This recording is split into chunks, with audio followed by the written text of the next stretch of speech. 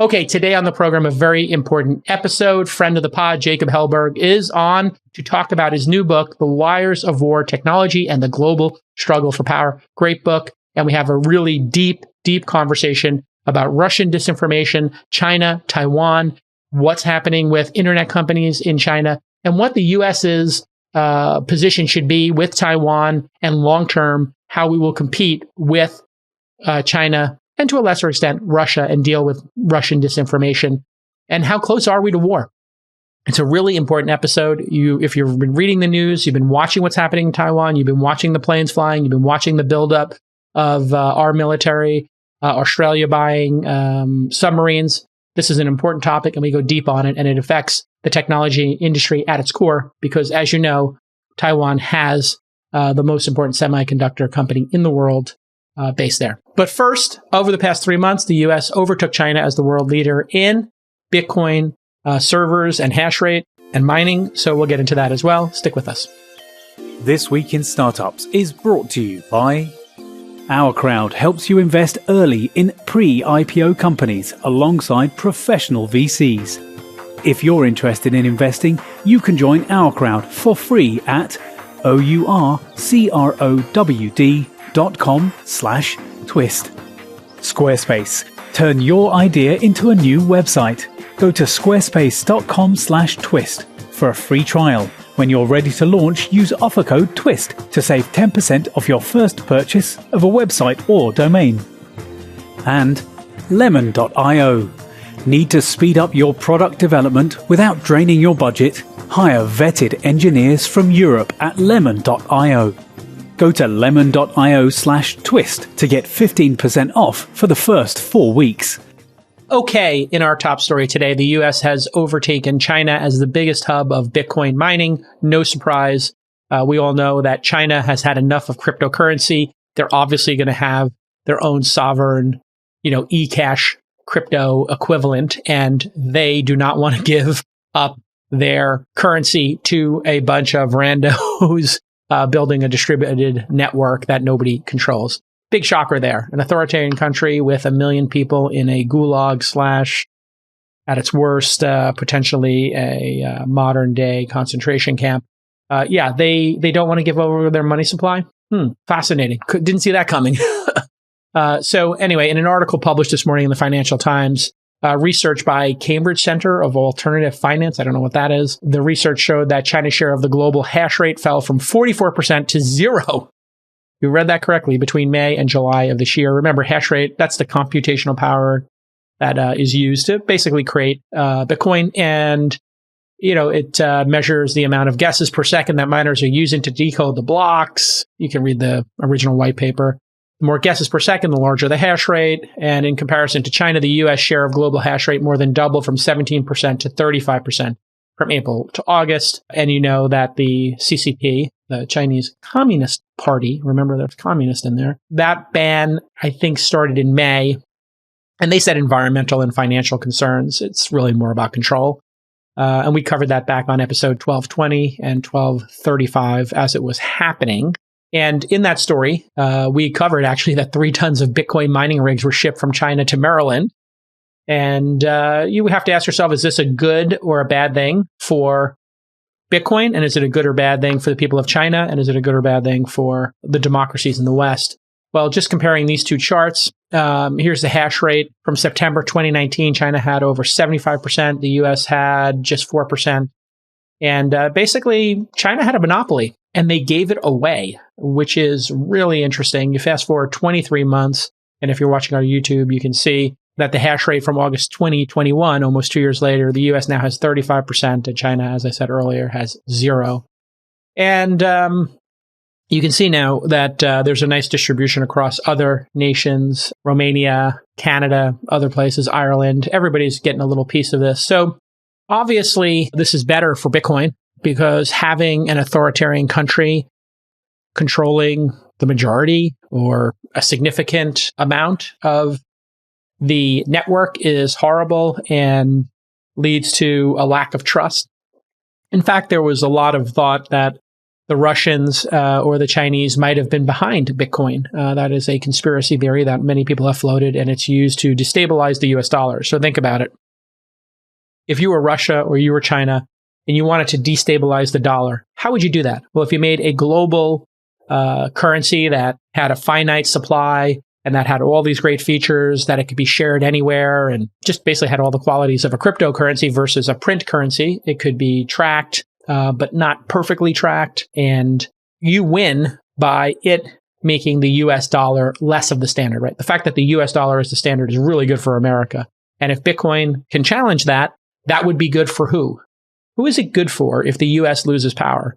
It's really good for Russia because, as we'll hear in our interview after this brief news with Jacob, Russia's goal is to make other countries look bad and make their societies look dysfunctional so that their citizens don't look inward and say, wow, Russia sucks. It sucks to live here.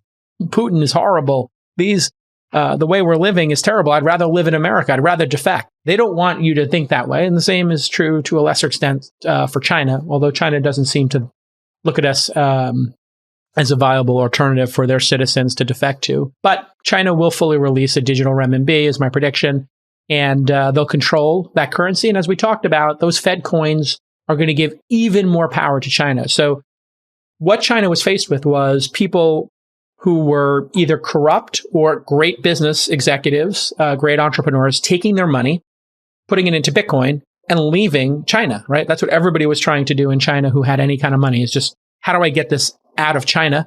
Well, with a Fed coin, if you were to leave China, or let's say you were Jack Ma, who supposedly is now, I read in the news, showing up for meetings in Hong Kong, potentially going to make a big splash and be more public again. We'll see.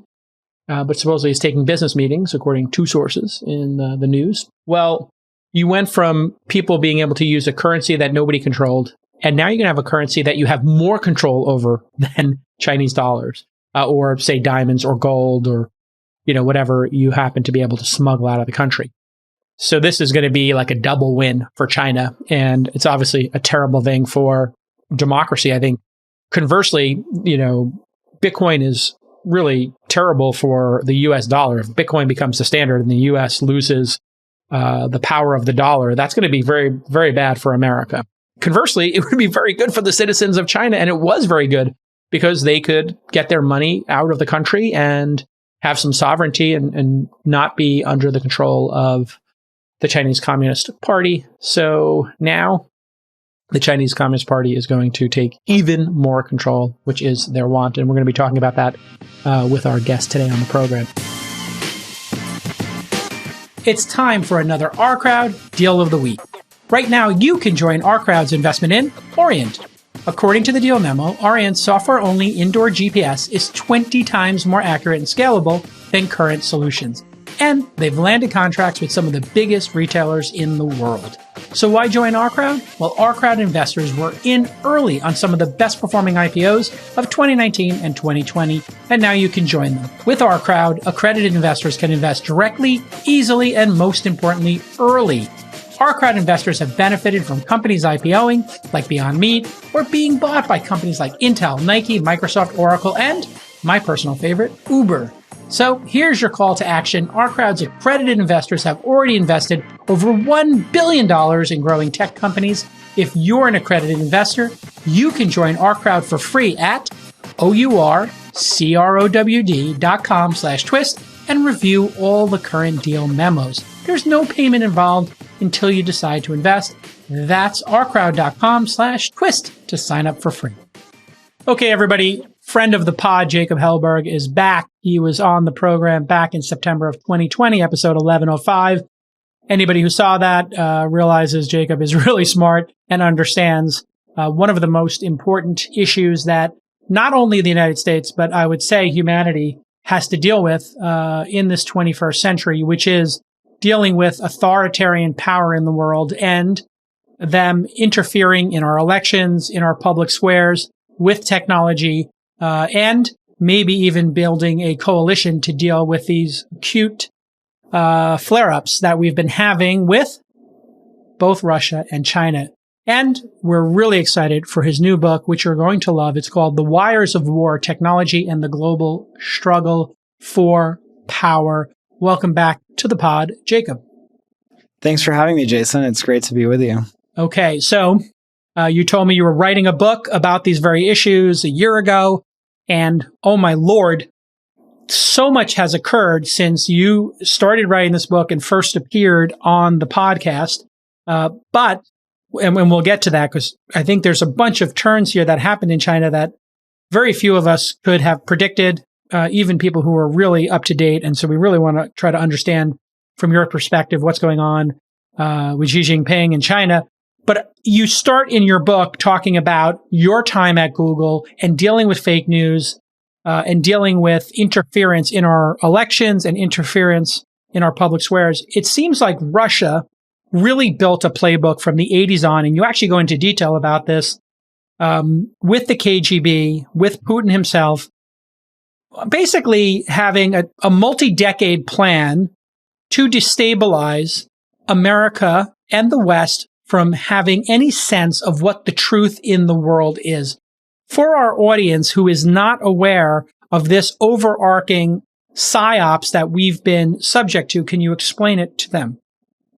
So for these autocratic governments, controlling information has always been a tool that they've tried to exploit. The interesting thing about Russia and China is obviously the Soviet Union was a foreplayer in trying to fabricate information, disseminate propaganda, carry out information operations in every corner of the world. But that was when the world was analog. With China, for China, the Cold War has never ended. And in fact, Xi Jinping started his tenure disseminating memos basically talking about lessons learned from the fall of the Soviet Union and how the CCP should avoid the same fate. Today, the world is digital. It's no longer analog. And so an interesting trend that I talk about in the book is how in the early days, in the early 2010s, we all had high hopes that the internet was going to be this liberalizing force. And we saw how a decentralized, uncensored internet could actually help be vehicles for democracy and free speech and openness in so many parts of the globe. What happened is that autocratic governments in Beijing and in Russia and Iran saw that and started scrambling for their lives to control the internet, centralize its control to survive politically. And obviously, it's not a coincidence if China's banning of most American internet content platforms coincided with the early days of the Arab Spring. And so since the early 2010s, they have built and invested a huge amount of resources in building this, internet with Chinese characteristics, which is a centralized internet, heavily censored, with pervasive, espionage and monitoring. And now it's, developed into, what I call in the book, the Eye of Sauron, which is this, information platform that sees all things in all places at all times that's controlled by the CCP.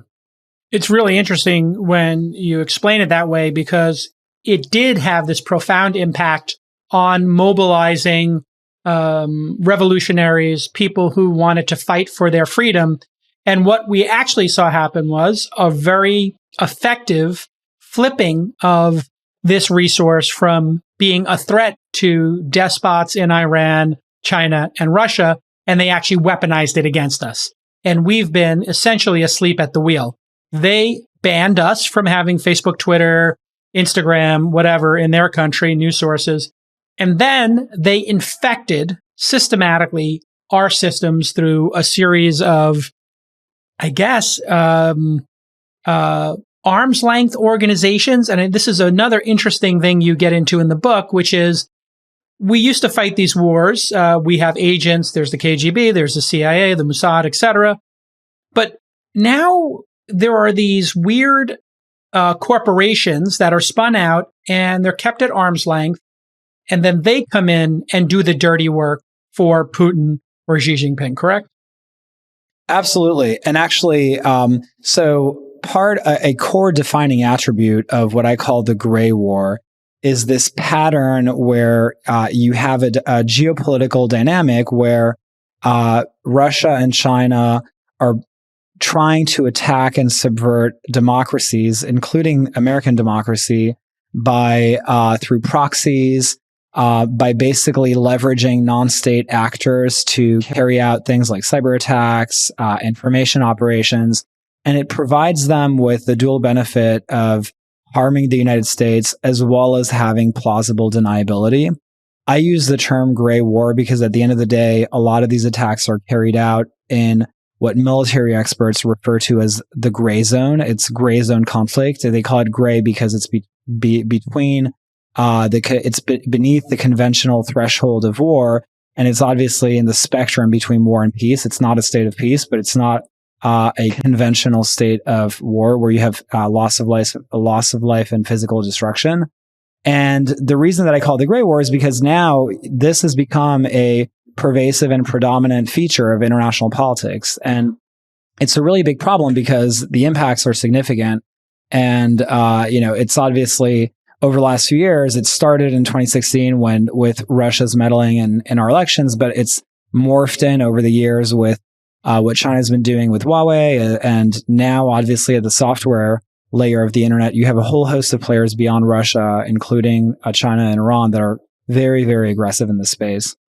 Interestingly, this goes back to the KGB playbook of get a society to question itself and make it hard to determine what the truth is. And if eventually you're so exhausted because you've been fighting with each other and infighting over trying to figure out the truth, and all of the places you would look for truth, the news, government, organization, trusted cathedrals of power, whether that's, the FDA or Harvard, if you can get all of those institutions to be discredited in some way, you can discredit the United States, then the populace will give up on trying to find a universal truth. And if we can't find universal truth, then we get into these weird discussions of, well, America has done terrible things. America has, the original sin of race and slavery. America has wealth disparity. America has cops beating up people based on race. America's no better and perhaps is worse than Russia. Correct? That is the goal here, and that's the Russian playbook? Absolutely. So for a couple of different reasons.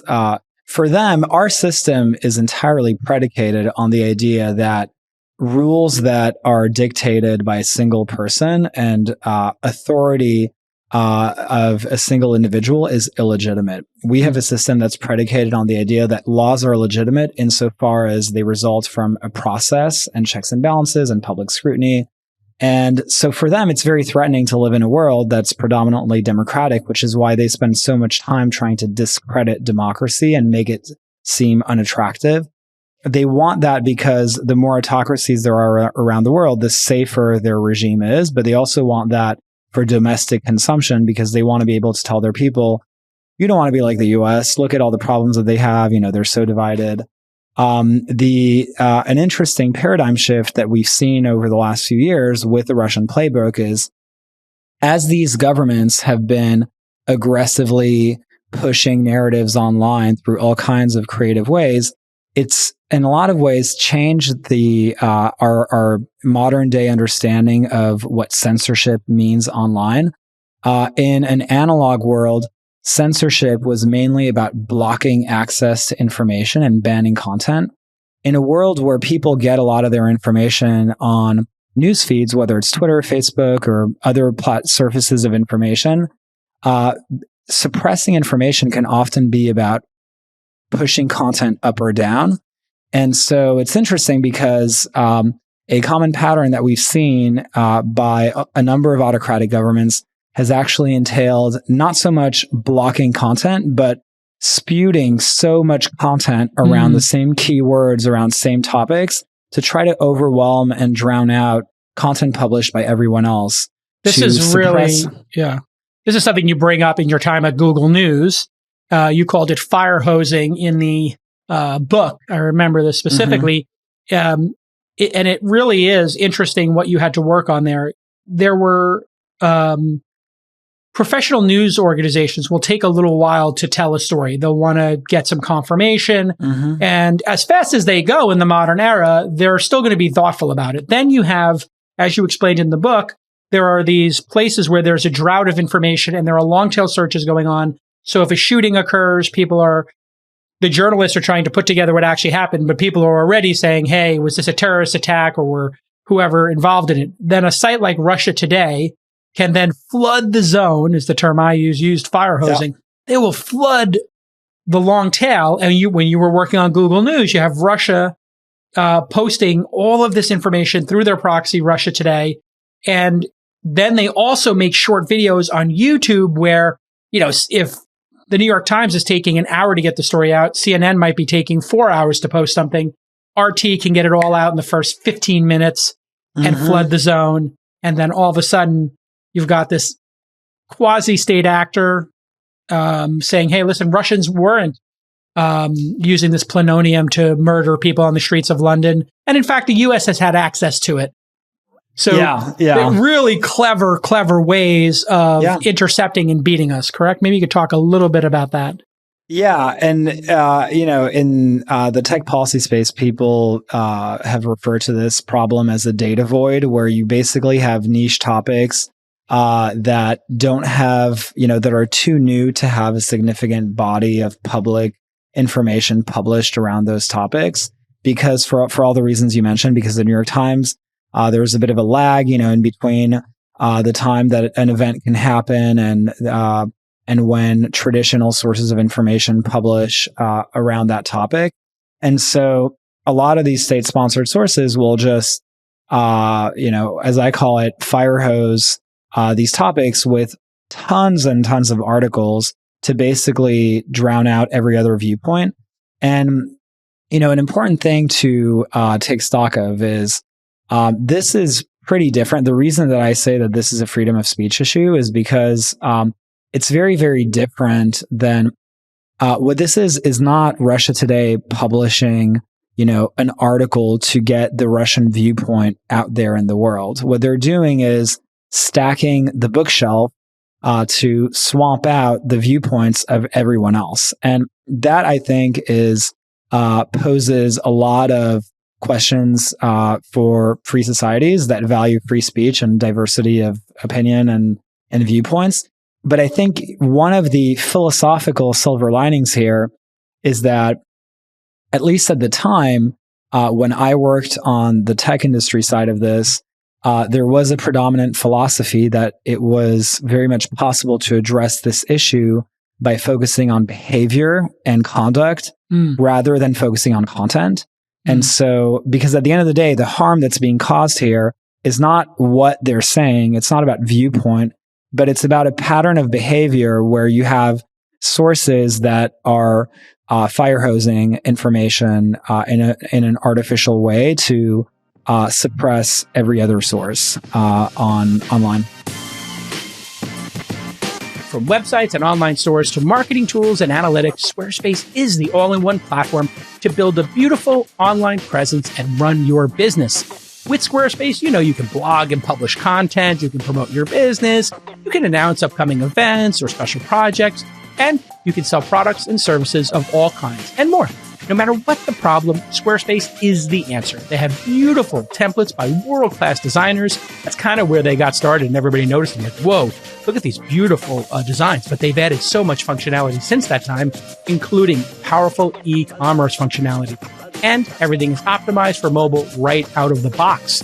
It's got built-in SEO, free and secure hosting, and of course, their 24/7 award-winning customer support. Back in 2020, we decided we'd create remotedemoday.com for founders to pitch thousands of angel investors over Zoom. Well, we purchased the domain name remotedemoday.com and had the site up and running within minutes. From idea to execution in just minutes, and incredible functionality so you can grow with them. And it's been a huge success for us so far. I mean, we've invested tens of millions of dollars. I kid you not. So go to squarespace.com/twist for a free trial. And when you're ready to launch, use offer code TWIST to save 10% off your first purchase of a website or domain. And congratulations to the team for going public on May 19th. What an amazing journey. It's been amazing to watch Squarespace grow and become such a vibrant company. And congratulations on that milestone. When we started blogging in the 2000s, Engadget and the blogs that we had started, we called this flooding the zone. Now, we didn't do it to create distrust and for political ends. We knew when an iPhone came out that there were going to be 20 questions people had. And so we would do a story on the iPhone 4's battery life, the iPhone 4's software updates, the iPhone 4's best accessories. And we did those knowing, okay, we're going to serve the algorithm. We're going to get SEO and people want to, have bite-sized content. So it's very hard for an algorithm to know the difference between those two scenarios. One is just a comprehensive publisher trying to give the people content when they do certain searches. The other one is done for a super nefarious reason. On top of all this, I hate to have to bring this up because now it's going to become political and people are going to say, I hate Trump and I have Trump derangement syndrome. But if we just look clinically at the 2016 election, the fact is the Russians meddled severely in that election and did so in support of Trump and to not have Hillary win. This is just a fact, correct? This is the universal fact that all the agencies came to. Yeah. Yeah. And this isn't, the findings, the evidence about this isn't even something that political bodies like Congress have come up with, but the Judiciary Department, has investigated this, and it is a fact. Now, people will debate whether or not that changed the outcome of the election, but it is absolutely a fact that the Russians went through extraordinary lengths to try to influence the election. And whether or not they succeeded is almost besides the point. As Americans, it should be concerning that you have foreign powers trying to stick their nose in our election. And now here's the challenge. If you are a Republican or you support Trump, either of those situations, you do not want to believe that the Russians interfered because that would mean that perhaps Trump's presidency was, manufactured in some way or they assisted him. And now they're calling it a Russian hoax. They're calling the overall concept that Trump participated as a Russian hoax. But in fact, after the very specific Access Hollywood tape, WikiLeaks released Hillary Clinton's emails. And Trump specifically said, hey, I think you would get paid off really well by journalists if you're listening. That moment in time when you heard that and Trump explicitly asking Russia to interfere, what was going through your head just as somebody who does this as their career and you're a concerned citizen, and then you see the presidential candidate say, everything that you fought to try to keep authoritarians from infecting American democracy and Western democracy, this potential president and eventual president is encouraging. It had to be like a surreal moment, yeah? It was surreal. I mean, let me just caveat that I think Republicans should be just as concerned as Democrats on the issue of foreign interference, because before the Russians directed the brunt of their efforts at taking down Hillary, they actually disseminated a lot of disinformation directed at Ted Cruz, Marco Rubio, and Jeb Bush. The Republicans did. I mean, the Russians. The Russians, absolutely. Yes, they specifically wanted to have the other field of Republicans. So if you're a true Republican who maybe doesn't agree with Trump as much, there's evidence there for you that, hey, your own party is being manipulated by the Russians. Yeah. And I mean, this is, the Russians don't care if a Republican's in power or a Democrat's in power. They tried helping Bernie Sanders win. They just want someone that they think is going to divide us and be harmful to us and benefit them. And that's basically the only thing that they care about. So they would have been just as happy with the Bernie Sanders, perhaps, spewing socialist policies as they were Trump with alt-right policies. I mean, Bernie Sanders honeymooned in the Soviet Union in the middle of the Cold War. They would have been thrilled with a Bernie Sanders presidency. For them, if the U.S. has a very controversial frankly pro-Russian, a president that espouses, favorable ideas about Russia, it basically means that they're going to have a president in the U.S. that's not going to get anything done through Congress, and they're going to have a paralyzed America, and an America that's going to give them much more leeway internationally, particularly in Eastern Europe. So for them, it's totally a win-win, whether it's Trump or Bernie Sanders. They just don't want someone like Marco Rubio or Hillary or other Republicans or Democrats that have tendencies that want to stand up for America vis-a-vis Russia. That's absolutely fascinating. And correct me if I'm wrong, but part of the Russian playbook is to just infect as many people as possible and create chaos, in the way Heath Ledger's Joker would create chaos and just want to see the world burn. So they were involved in courting the useful idiot crowd, whether that was Trump's kids or it was, this woman with the NRA lining up, NRA members to come to Russia and giving them donations.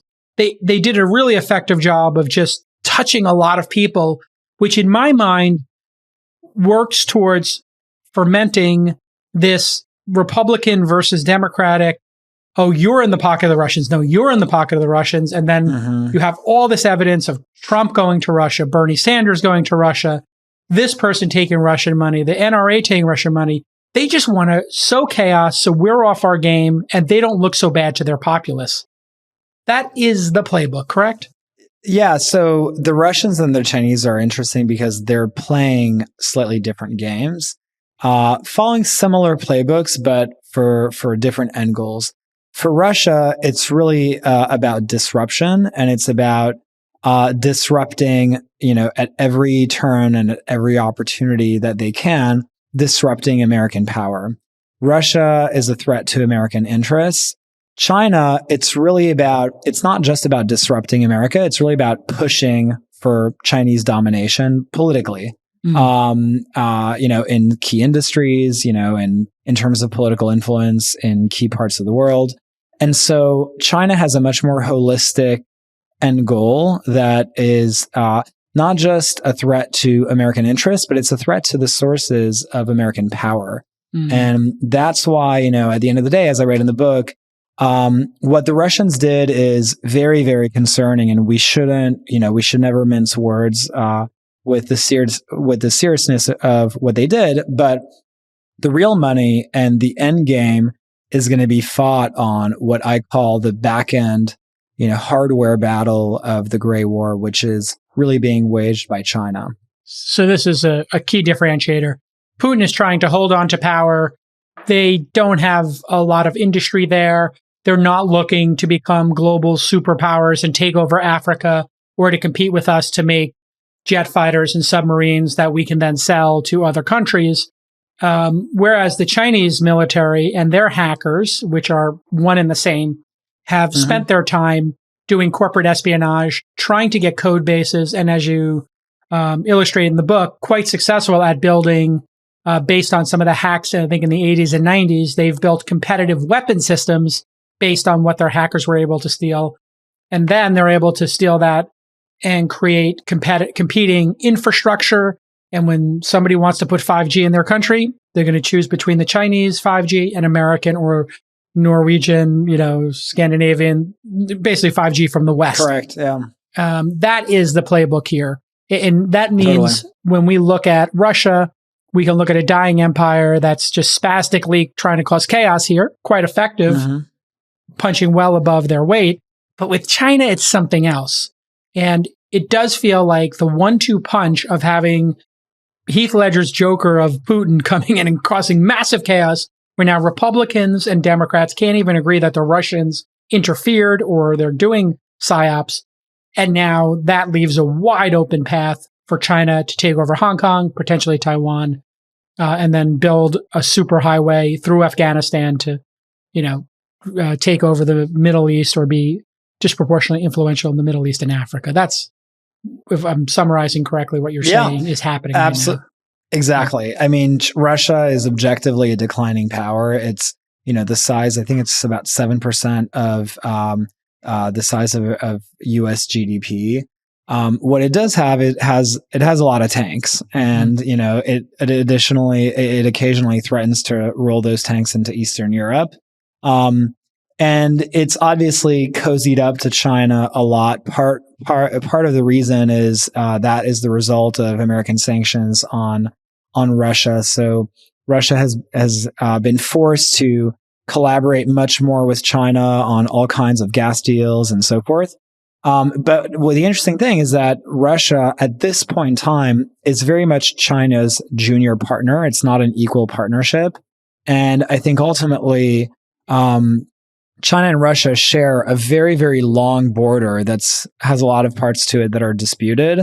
And it's only a matter of time before that relationship goes south. It's convenient right now because Putin is an autocrat without an exit plan, and he frankly needs China because he doesn't have a lot of friends. And the last thing he wants is to have, on one side of his border, an antagonistic United States, and on the other side of his border have an antagonistic China. I think that's very, very threatening to him.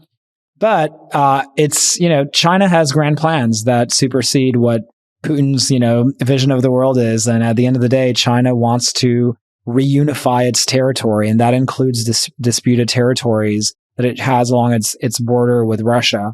So when we think about what's happening with Taiwan, I don't think anyone can look at that and believe, yeah, Xi Jinping is thinking about taking Taiwan. According to the Taiwanese Minister of Defense, he might do that by 2025, but he's going to stop there. He's not going to pursue anything else. He has disputes with 17 countries. If he's going to take Taiwan, and if we let him take Taiwan, he will move on to other claims and run down the list. And I think that should be concerning to all 17 countries involved. When you are trying to grow a startup fast, hiring engineers will slow you down like nothing else. Don't I know it? So many companies I invest in are telling me they can't get their next version out because they don't have a great engineer. Well, Lemon.io will find you a perfect candidate in just 48 hours. It's a marketplace of engineers from Europe, and they test and interview every developer to eliminate the risk of a failed project. Lemon.io is the perfect solution if you are a technical co-founder and you need to delegate some of your important tasks, or you have a project that needs specific technology and you don't have that skill on your team yet, or you are just growing so fast that you need to add more developers and get more done faster. They'll match you with a candidate within 48 hours, and if it doesn't work out, they'll replace the developer right away. So here is your CTA, the old call to action. If you could use a full-time or even part-time developer to run your projects faster, go to lemon.io/twist. Once again, lemon, LEMON.io/twist. And you'll receive a 15% discount for the first 4 weeks of work with that amazing developer. Well done, Lemon. Okay, check it out, everybody. Lemon.io/twist. We here in the United States are so polarized from all these elections and interference that when something innocuous happens, like, I don't know, Daryl Morey from, at the time he was at the Houston Rockets, just says, hey, I support Hong Kong and freedom for the people of Hong Kong. He is absolutely not supported by LeBron James or Adam Silver or the NBA. They, in fact, kind of threw him under the bus. He's still in the league. He's still a great manager, probably the best manager in the NBA. And then Hollywood, which is the most woke, virtue signaling entity outside of maybe academia in the United States, is changing the end of their movies to try to... I wouldn't underestimate academia. I think they're probably even more woke. Even more woke version. But they're literally changing the ends of movies in order to, get their films played there. We're obviously taking money from them. And this is like an incremental 10 or 20% on the revenue streams of Disney, Hollywood, and the NBA, I would say, just from back of the envelope math. It's not going to make or break them. It's certainly great money, but it's not going to make or break them. So, long way of sort of coming around to, they've rolled over Hong Kong. They've got 1 million Uyghurs in concentration camps. And we still don't have anybody speaking up. And now we have Taiwan. They flew, I think, 75 planes last week in one mission. They're setting records in the number of planes going into mission. We have some people on the ground there from the United States. Japan is now got one of the top 5 defensive navies, is I guess how they frame it. And what is the likely scenario here with Taiwan? Because it does feel like just in the last 2 weeks, and your book's coming out this week, we have another acute situation on our hands. Is it as acute as it feels? Could this happen at any really moment? Bad. Yeah, it's really, really bad. Scale of 1 to 10. I think it's like a 9.5. Oh wow! The reason is I mean, if you just I think part of the challenge is that it's so bad that a lot of people almost don't even want to think that it's true or really happening. Denial. But I think there is a lot of denial because the thought of being at war with China is so unfathomable. But, Winston Churchill wrote in the aftermath of World War II that great wars have a tendency of sometimes happening very suddenly. And he obviously lived through World War I and World War II. So he saw this twice play out in his lifespan. And here, I mean, if you just look at the facts, you have one of the biggest military buildups in the world going on, concentrated in one geographic theater in the Taiwan Strait from China, 350 ships. They are, I mean, as you point out, they have been conducting almost daily incursions in Taiwan's airspace. Xi Jinping is blatantly saying that he wants to unify Taiwan with China. He's 68 years old. So when we think about when he wants to do that, it's probably going to be in the next 10 years. And the defense minister of Taiwan says that it could be as soon as 2025. So if you kind of take those facts and think, gee, if these people are actually right, if Xi Jinping, if we're going to believe what he says, and if we're going to believe what the Taiwanese Minister of Defense says, that means that we, the United States, have less than 24 months to decide whether or not we're going to do anything to prevent and deter a potential Chinese invasion of Taiwan. That is a really unattractive position to be in. But a position that's even worse is not doing anything. And then the choice that we face is, okay, China, we wake up one morning and China's invaded Taiwan. And then we either basically send our own troops in to throw the Chinese out of Taiwan and we're at war with China, or we don't do anything at all. I think if people that want peace and that don't want to go to war with China basically have 2 options. Either we don't do anything at all and we just accept it, or we prevent the invasion from happening in the first place. And the way to do that is to deter it.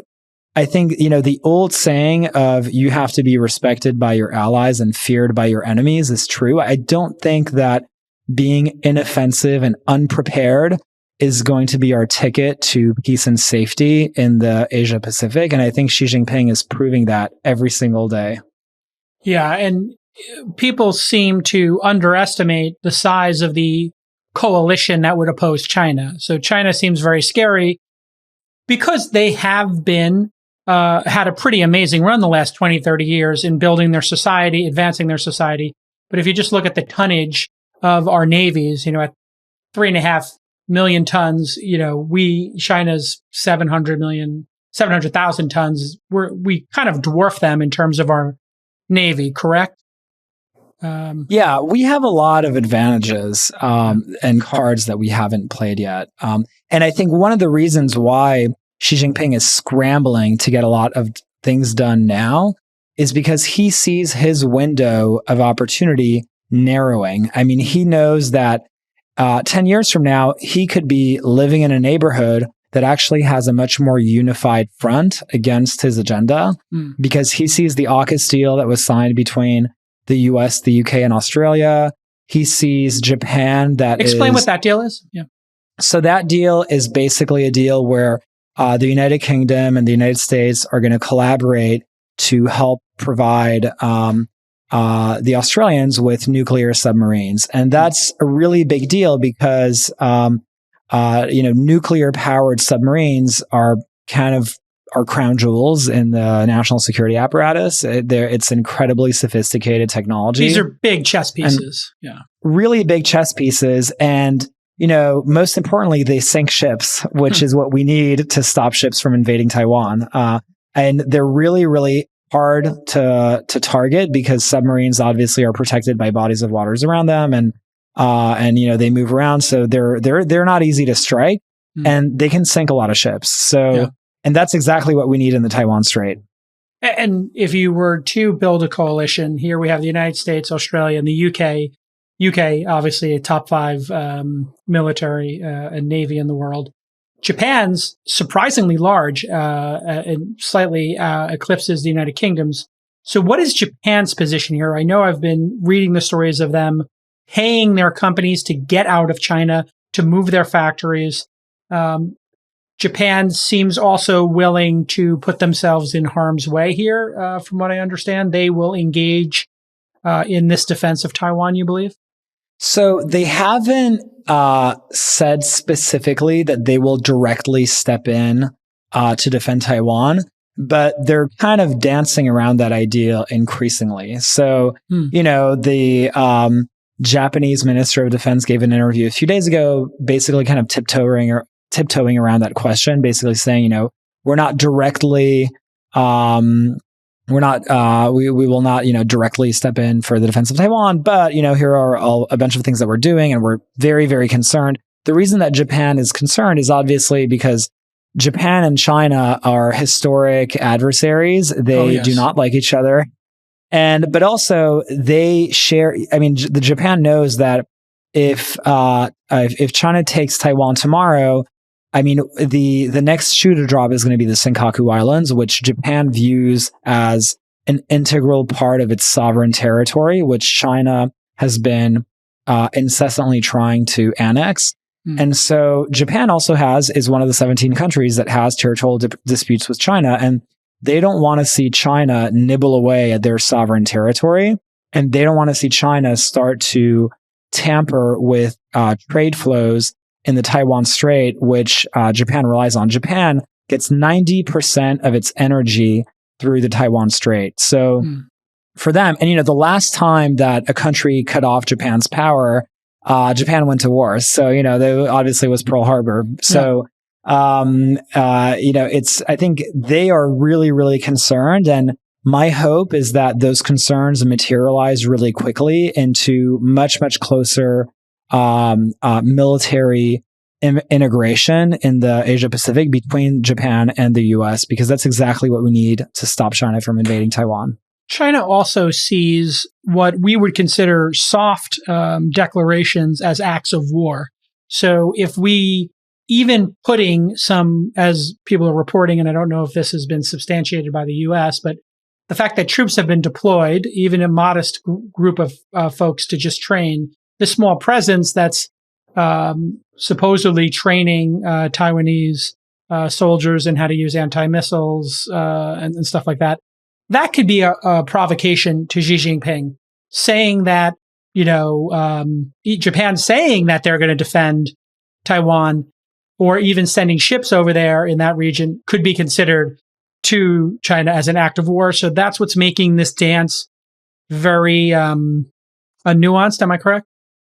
Yeah. And I think I would kind of take what Xi Jinping, I would take Xi Jinping's outrage with a grain of salt, just because this is someone that has expressed outrage at, what an H&M executive said like 10 years ago about Uyghurs. They are outraged about everything under the sun, seemingly. When the EU publishes a report on disinformation, they went and sanctioned EU parliamentarians.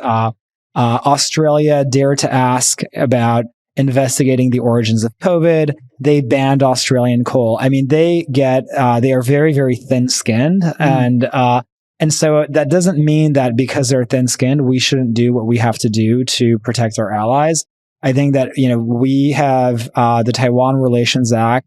We have had a long-standing practice of helping support, sales of military equipment to Taiwan as part of our commitment to a peaceful resolution of the quote unquote Taiwan question, because we don't want that question to be resolved by force, specifically by a Chinese invasion.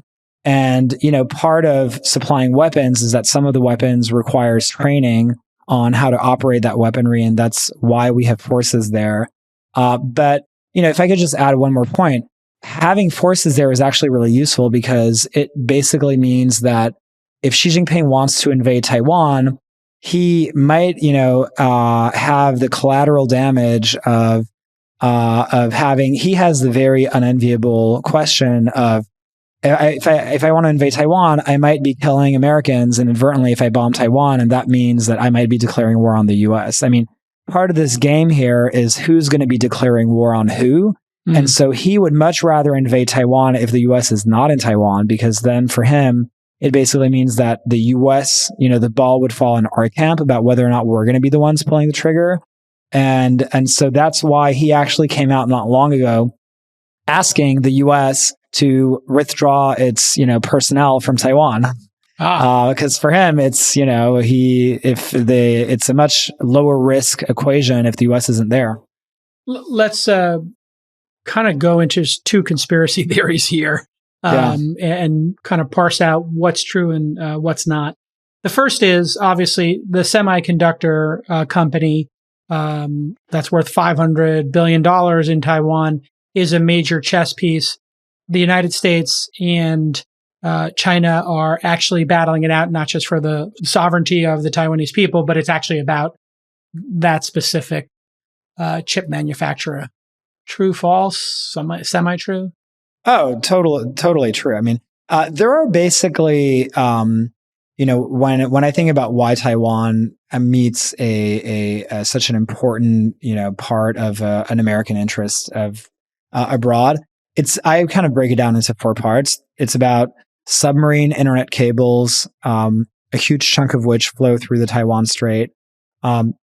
We want to protect those because we want to protect the integrity of our ability to uphold free flow of information between North America and the Indo-Pacific, and a lot of that information runs through the Taiwan Strait. It's about computer chips because everything in our economy nowadays is made with chips, and a lot of them are made in Taiwan. It's about maritime trade routes because the Taiwan Strait happens to be a major trade corridor. And it's about precedent. And I don't think any military strategist would look at that, at the current situation and say, gee, we should really give Xi Jinping a victory and allow setting the precedent of a fait accompli, annexation of territory that is basically going to rubber stamp a green light on the ability of an autocrat to just seize territory without any consequences. And the company we're talking about is obviously Taiwan TSMC, Taiwan Semiconductor Manufacturing Corporation Limited, $500 billion company, and they are creating a manufacturing unit here in the United States, I think in Arizona, but these things take a decade to kind of build out and hit scale. So this is a key chip. Then let's go on to the COVID situation. It was absolute, you would be an absolute heretic to say this was created in a lab, even though, as, many comedians pointed out, like there's a COVID lab in the town of Wuhan, and that's where it happened. Now kind of everybody's kind of leaning towards this was inadvertently released, but it does turn out that a global pandemic has caused everybody to maybe stumble a little bit, trip, get distracted. China obviously hit first, but an authoritarian country that can work through these things quicker. And here we are, the United States is, going into debt, tripping over itself. Maybe, can we afford to have the biggest military when we're spending all this trying to recover from this pandemic? Chances that this pandemic is some way part of a larger strategy here by China? In other words, maybe there was some intent here. Is that absolutely insane to even say? And I don't even want to say because I don't want to come up like a conspiracy theorist, but there are people floating this right now, and crazier things have in fact happened in the world. Well, I think anyone that wants to believe that this was an accident should be aggressively encouraging an impartial, independent investigation into what happened and how it happened. And I think that the fact that China has gone out of its way to prevent any type of investigative reporting or international inquiry into that topic, I think should raise a lot of eyebrows, understandably so. I also do think that at the end of the day, I mean, like you, I don't want to be the one to kind of level that kind of accusation. And I myself, I don't know. I mean, we don't really know what happened because we don't have all the facts. But what we do know, which is really, really odd, is that there was a window at the beginning of the pandemic when China suspended all of its outbound domestic flights from Wuhan to the rest of China domestically, but it continued operating all of its outbound international flights out of Wuhan. Very weird situation. Really odd. I mean, and I think that, was it intentional? I mean, ultimately, if China, believes that the facts are on its side, it should welcome an international investigation that disproves all these theories. Is there some reason why both administrations are treating China with kid gloves with regard to the pandemic? Aside from calling it the Wuhan flu, Trump never really said, hey, we need this investigation. You're responsible for this. You're going to need to pay for what happened to our economy, et cetera. And now we have Joe Biden. It doesn't seem like anybody's forcing Beijing's hand on this, but you don't want to see people unfairly accuse China, and obviously the Chinese people are not responsible for this, but the Chinese government might have some culpability here. And it does feel like either we're not wanting to address that because we don't want to create an international instance, but it kind of feels like this is something we could be using as leverage over China, which is, hey, you guys, this thing originated in your country. We need to have this inspection or we're going to take sanctions against you. Or is it our economies are so intertwined that it's not possible for the president of the United States to be holding the line with China, or it's just difficult to put your foot down with China because Apple could get crushed if they had to, weren't able to make more iPhones in China, right?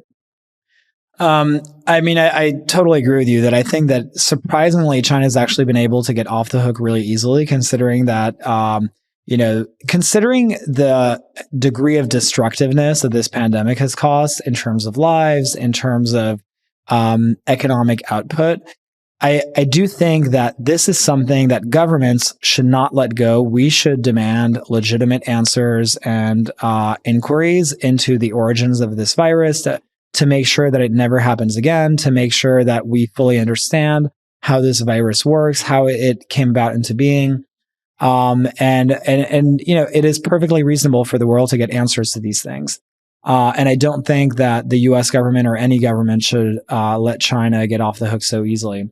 I mean, I do think that, obviously, you pointed out the really important issue, which is that we have a lot of large companies that are very economically intertwined in China. That is kind of the main lever that China has, has hanging over our heads. And that is something that we should absolutely be working to address. And as I write in the book, I'm very much in favor of an outbound CFIUS framework whereby the same way that the US government can review on grounds of national security inbound investments into the United States, I think the US government should be able to conduct similar reviews on outbound investments from the United States into foreign countries, especially China, on grounds of national security, because the billions of dollars that have been poured from American companies into China are now creating a lot of really complicated national security issues for the US. Certainly you did not anticipate, I don't think anybody did, that Xi Jinping would neuter their own technology companies that were the amazing crown jewels, in a way, of this China renaissance. whether it's, Alibaba and Jack Ma or, Tencent or the education companies. And here we have Xi Jinping come in and decapitate all these companies, send Jack Ma to go do oil paintings on an island somewhere. Like literally, that's what they said he's doing, is oil painting. Think he might be in a re-education camp, but they have essentially consolidated power. And at the same time, we had people in the New York Times telling us, when you and I and other folks who might be a little bit more pragmatic about this, hey, we shouldn't have TikTok in this country. We had people at the New York Times saying, oh, you're being hyperbolic. Oh, we shouldn't worry about TikTok. Oh, there's no evidence that the Chinese government has control of these companies. And I was like, are you people dumb? Like, it's an authoritarian country. Of course they have access to this. Not only do they have access to it, they've just taken over the entire private sector.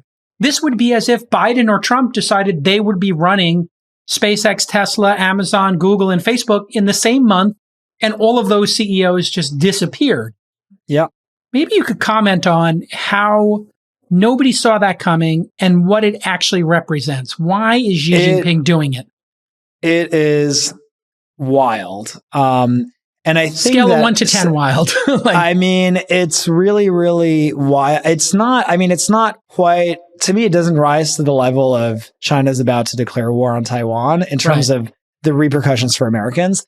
But it's wild in what it reveals about the Chinese system and what's going on inside of the country. And so I think that, the interesting thing is I've spoken with a few of my friends that work in the intelligence community, and I don't think there's anyone in the US anywhere that ultimately a characteristic of an authoritarian government is that knowing why they did this is really about knowing why Xi Jinping did this. It's about knowing the intent of a single person, and nobody in the US really knows what his motives were.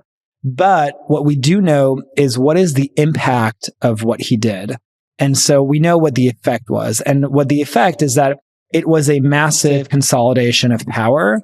And so to me, what that says is this was, Xi Jinping, an autocrat that saw an alternative power base forming inside of China, where you had very, very powerful, celebrity pop culture phenomenons in these tech companies and their CEOs, that he felt threatened by. And at the end of the day, with Xi Jinping, all roads lead back to power and control. And this was just, yet another manifestation of that. Was it a mistake?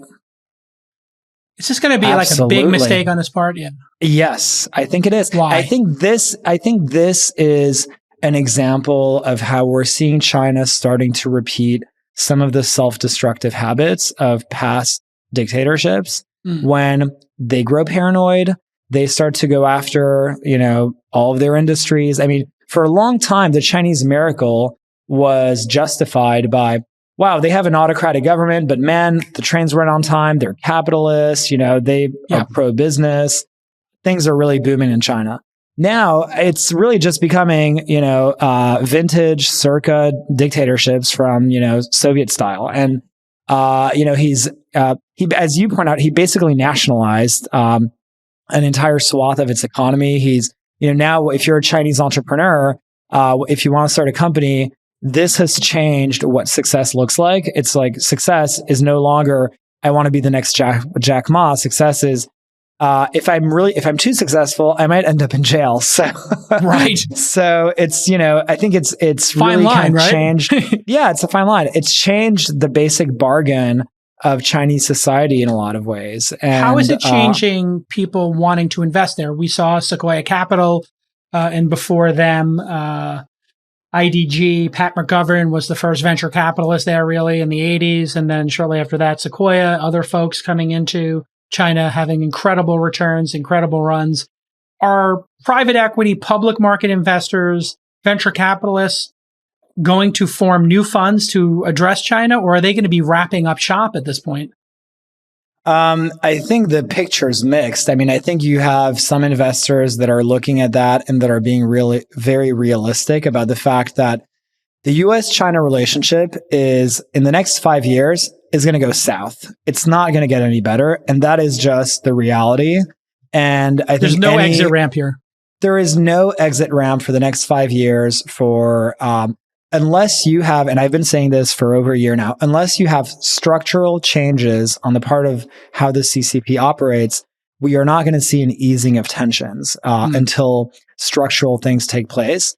And so if you're a realistic investor, you may want to limit your exposure to that. With that being said, China is very, very clever about wanting to deliberately, for them, every time an American investor puts money in China, it's another lever that they have hanging over the US. So for them, they want to attract as many, American dollars as possible. Historically, they have, but are they still in that position? Because it does seem like cutting Tencent's valuation or Alibaba's valuation when all these Western investors were in it is a weird signal of like, hey, come to China.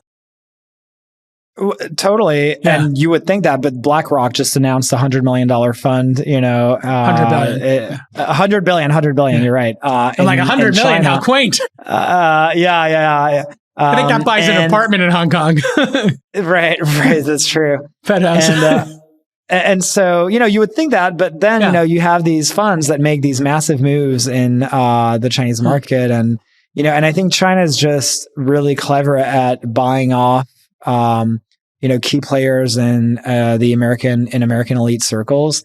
My hope is that ultimately, America is a country with very smart people, and that people kind of read the tea leaves and see that, they're getting played, and that there are other opportunities elsewhere. There isn't just China where there's money to be made. There's, it's a big world out there, and that dollars are better spent in a country that's not going to, end up nationalizing your investments.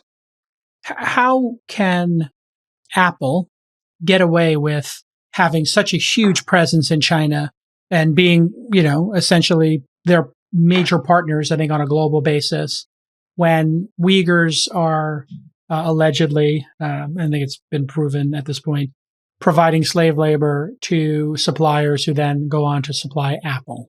How can this, given Apple's very virtue signaling, high moral ethics here in the United States of how they look at the world, how can this be compatible long term, or can it be compatible long term? I don't think it's compatible. I think this is a classic example of one company, two systems, which the paradigm, which is something that I have said for some time, and I read in the book, is I don't think it's sustainable for these companies to straddle both sides of the fence, especially as both sides diverge farther and farther apart over time. And I think that Apple is in a really particular quandary because I think part of what's happening is that it relies on brick and mortar infrastructure in China that's really hard to move and really expensive to move, but also in a lot of specialized technical human talent that is hard to find in a lot of other parts of the world. And I think that's part of what makes the stickiness of, manufacturing hubs like Shenzhen hard to just offshore elsewhere. With that being said, I don't think that it's not because it's hard that it shouldn't happen. And I think that, if it is hard, I'm not trying to minimize, that it's complex, it's hard, it's going to take a lot of effort, but it should still happen, because otherwise Apple could be in an impossible situation a few years from now where China says, we're going to put the iPhone on pause, and, Xiaomi that's going to cause a global, a huge amount of global demand in phones that's going to go unmet, and Xiaomi is going to fill that void.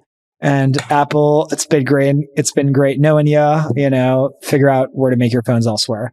That would be a really big crisis for Apple. And, it's a $2 trillion company. It has macroeconomic repercussions for the American economy. And I think the U.S. government should absolutely... It's a top holding for people's 401ks, people's retirements, endowments. I mean, that would create the Apple contagion, let's call it the iPhone contagion. If they said, this is a great opportunity for us to get market share, we're going to just forget about even shutting down the factories, just telling Apple every phone that leaves here, you got to give us $200 in U.S. cash. Now the price of an iPhone goes from $1,200 to $1,400, or their margin goes from $400 a phone to $200. It could be pretty challenging for them and just shift a whole bunch of money to China. I think screwing with Apple would be a bigger provocation than the scenario we've listed, we've outlined. screwing with the iPhone or invading Taiwan, which one would actually have a bigger global, trickle down effect, I guess, or bigger global ramifications? These seem very, very big. And, obviously, Taiwan is very big, they would both cause shocks in global supply chains. So, Apple, they would operate at slightly different segments of the supply chain. Obviously, TSMC is the, semiconductor segment, and Apple obviously encompasses Foxconn operations and, the assembly line segment. But at the end of the day, it would cause a massive shock to global supply chain operations in the electronic space. Okay. What are the chances that America comes out on the winning side of this when we look at it a decade from now? Just on a percentage basis, what do you give our chances? And then what does victory look like for us? What is required for us to win this competition with an authoritarian China? Well, I'm very happy that you used the word victory, because I think part of the issue is that we've been a little bit too hesitant to use clear, plain language of victory and defeat, in this geopolitical struggle. But I think it's, unless we have a certain level of strategic clarity about the fact that, this is a war, even if it's not yet a hot war, and there will be a winner and there will be a loser, just like there was during the Cold War. And we should do everything we can to be the winner. I don't think we're going to marshal the will and national unity and resources to actually rise to the challenge. I think, to answer your question, I'm actually pretty bullish on our ability to rise to the challenge, and I'm happy to explain why. But I think that there has been a lot of people in the foreign policy community that have been in denial for a long time. And once they stopped being in denial, they moved very quickly to a state of despair. And I think part of that despair has been fueled by this notion. It's a population argument. It's the idea that China just has such a big population that if they have a GDP per capita the size of the US, their economy is going to be so massive that we just can't do anything. They're unstoppable. They're too big. But I think that what that argument overlooks and ignores is the power of ideas and human nature. And that, they have a lot of people, but at the end of the day, you see Xi Jinping, just like, a lot of other dictators surround themselves with airplanes and masses of armed men and tanks.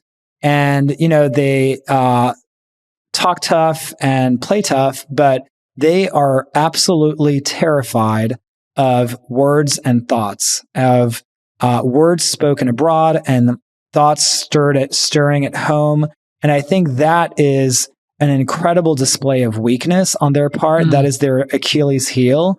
And it's a representation of the fact that their system, at the end of the day, is not on the side of people's basic human instincts and legitimate desire to want to express freely their thoughts. And that is why we should feel confident about the fact that we, at the end of the day, are on the right side. There is a right and wrong in the world, and we're on the right side of history on this issue. And I think that, our with respect to our odds, I think we could win it, but I think we can lose. And I don't think we should be overly confident. I think we have agency. It's going to be a close contest. And I think we have agency to influence how events unfold. And I would obviously encourage Congress and our tech executives to take a lot of really urgent steps to collaborate much, much more closely, but also deal with this at a philosophical level with the same urgency that they would in an actual war.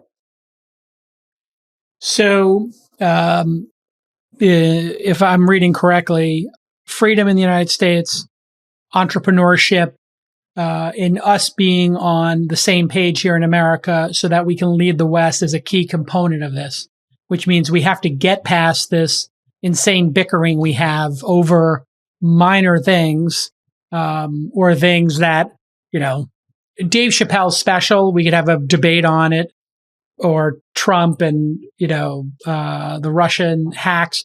But essentially, we need to level up the discussion here and to start thinking about the freedom of humanity here and which side's going to win. There is an evil. There is authoritarians.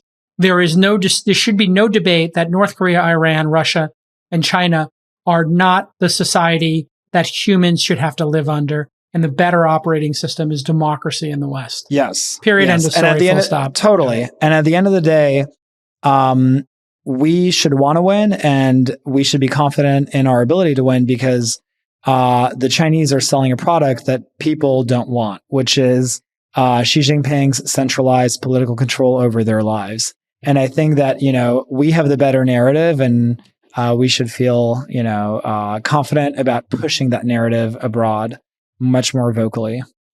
All right, listen, this has been amazing. I've kept you for over an hour. And the book, The Wires of War, Technology, and the Global Struggle for Power, essential reading if you're in the industry or care about government, the world, or humanity. There's going to be a lot more to discuss. So when the next shoe drops, we'll definitely have you on for an emergency pod. Yeah, let me ask this question at the end.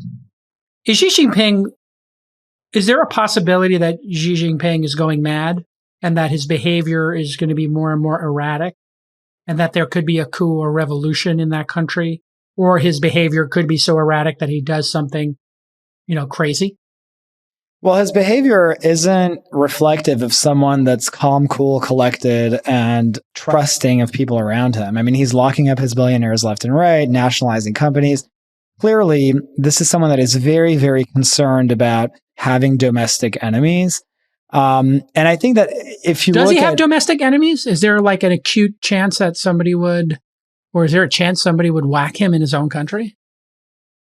Would there be like a revolution there? I think it's not so much about a revolution as much as undermine him, or just, pose a potential, become so affluent and influential culturally. Like Jack Ma for a long time was culturally influential because he was this, a tech star in China. Yeah. That it becomes threatening to him. And so, it's, the decision to marginalize a lot of these people is clearly he felt that let's remember, he arrived in power and went on a corruption, anti-corruption campaign, supposedly, which was basically a way to wrap cotton candy around, him going after all of his enemies. Now he's doing it under the guise of, we need to have common prosperity. We're going to address inequality. And therefore, the logical solution of addressing inequality is locking up billionaires and nationalizing companies. It's the same thing. It's not an anti-corruption campaign. It's just him going after his domestic enemies and consolidating power. There's a really fascinating way to look at it, because somewhere Elizabeth Warren and Bernie Sanders are just like, absolutely, get all those billionaires, round them up, and let's end them, and let's get rid of the billionaire class. And it's kind of like, well, there's a country that exists that they could go to, that already operates on that model. And, there's a number. You could go to Saudi Arabia. MBS has been pretty deft at getting rid of folks. Russia seems to have anointed who gets to be a winner, and now China is doing the same. As we close again, the situation with the Uyghurs is so analogous in. It's very rare you would ever bring up the Holocaust or something was analogous to it.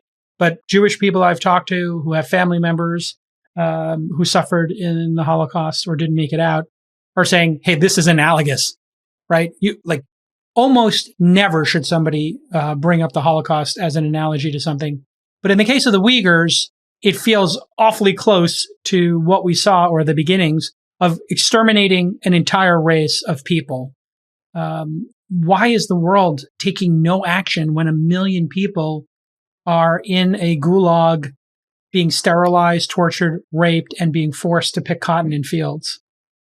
It's so horrifying, Jason. And my grandparents were Holocaust survivors, and their whole lives, they, wore the serial number tattooed on their forearms.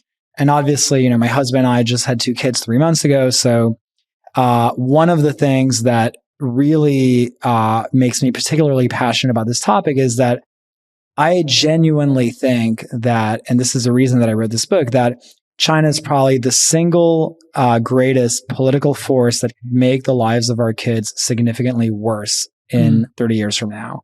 And I think that what they're doing to Uyghurs is the canary in the coal mine, because just like, the Germany in the 30s, it wasn't just the Jews. It was, anyone that basically stood in Hitler's way. And in a way, you're basically seeing Xi Jinping adopt that habit where obviously he's enslaved Tibetans, he's enslaved Uyghurs.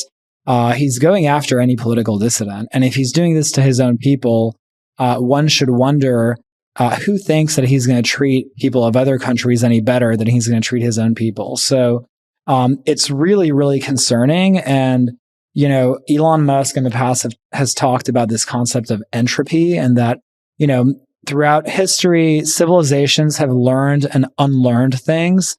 And obviously, Egypt was an empire that achieved so many technological breakthroughs. And then for centuries, a lot of those breakthroughs were lost. We should never take for granted the notion that we live in a free country and, a relatively open and free world, because, the last 300 years is a very, very small window in the grander arc of history. And history, can turn in a more autocratic direction unless we prevent it from doing so. And so I think that is where it is so important. And it's about, the what's at stake is much bigger than just the US. It's about the ideas that, the US has been a vehicle for. And really, the Russian disinformation campaign has been so effective in making us as Americans criticize ourselves more than we criticize, Saudi Arabia for murdering Khashoggi and throwing gay people off of roofs to their death, the Uyghurs being systematically raped and tortured in,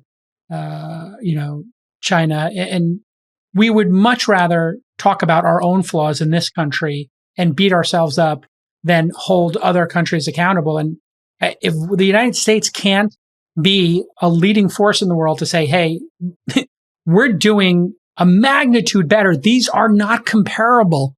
But the Russians have been so successful, I think, at this Me Tooism of like whataboutism, I think is actually the better term. The whataboutism is just mind blowing that young people in this country can say, well, yeah, they're doing stuff to the Uyghurs, but look at our criminal justice system. These are not comparable. The inequities in our criminal justice system are horrible, and we're aware of them, and we're working on them, and they should be reformed. It's completely different than 1 million people being tortured because of their religion in the north of China. It's totally different. And actually, it's funny because every now and then some people on Twitter, when I post stuff about the book, will say, oh yeah, but what about, America's injustices towards Native Americans? What about this? What about that? And I think that a fundamental difference between the US and China is the fact that we've never claimed to be perfect. We've never claimed to not have problems. The difference is we have a system where people can complain about them on Twitter and, complain about them in the news. And, you can take, if you don't like a government policy, you can take that policy to court and have it reviewed by an independent judiciary and complain about it in the press. And it's what past presidents have called America's ability to self-correct that makes us unique and special. And that is something that is completely absent in China. And that is totally a reason for us to feel, a reason for us to love our country, but also feel good about it and not so pessimistic. We should be proud of this country and what we've achieved. And the fact that we can complain about the things that have not yet been solved. As you're pointing out, like this person's complaining about it on Twitter. If they had complained about that in China on a social network, they would be in a re-education camp, bound to a chair tomorrow for 24 hours a day and being tortured tonight, tomorrow. And you need only look at what happened to the small peaceful protest in Hong Kong. Those students went to jail. Apple News, their version of the New York Times or Wall Street Journal, was shut down. They just told them, listen, next Friday is your last issue. Like this is a magnitude different. And I think we need to really be proud of this country. And this country needs to lead the world in human rights, even with our own flaws. I don't know if you saw Saudi Arabia bought Newcastle.